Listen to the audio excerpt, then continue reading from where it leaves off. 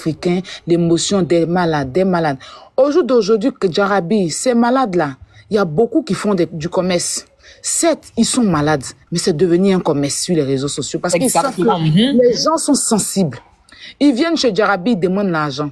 Ils vont aller. Regarde celle qui est venue tout à l'heure pour dire qu'elle dit que personne ne l'a aidé. Si on fouille, là, elle a eu de l'aide. Si on fouille, mais quand ils prennent la parole là, ils vont dire, elle va dire que toi, personne ne t'a aidé. Puis toi, tu as courage, même tu as téléphone. Toi, tu as téléphone quand tu as connexion pour monter ces panels. Personne ne t'a aidé. Faut dire que les gens ne t'ont pas aidé totalement comme tu veux. Mais que personne, ils sont comme ça. Mais tu vas les voir ici, aujourd'hui, ils vont venir demander. Demain, ils sont sur d'autres panels. Et c'était comme ça. C'est pour ça que j'ai arrêté les SOS. Parce que ce sont les mêmes têtes là. Ils prennent leur handicap. Ils vont, en fait, ils font plus maintenant sur la route. Hein. Ils sont sur les réseaux. Et quand tu parles, ce sont les malades. Ce sont les malades. Quand tu veux, si elle veut vraiment soigner les malades là.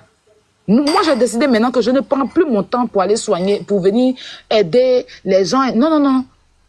Si je dois aider un malade, c'est que c'est un cas vraiment grave. Comme tu vois la petite qui était à l'hôpital, tu vois que tu as aidé une autre jeune fille qui est venue avant-hier là. Elle était vraiment malade, elle était à l'hôpital. Ses soeurs sont venues me voir. On a tous vu, elle était au CHU de 13 juillet. On a collecté en moins de 7 heures de temps, 3 millions pour aider cette fille. Moi, je ne suis pas celle-là qui va avoir un cœur de ne pas aider les malades. Mais la manipulation qui est derrière pour prendre la sensibilité des Noirs. Oui, bon, Aya, ce qui te dérange, c'est la manipulation. Oui, attends, je vais te dire, j'en viens. Je vais te dire. Alors, elle est sortie, elle a fait sa vidéo. Moi, au départ, quand elle était au Bénin, là, moi, je tombais sur ces vidéos, mais je suis jamais partie regarder en profondeur.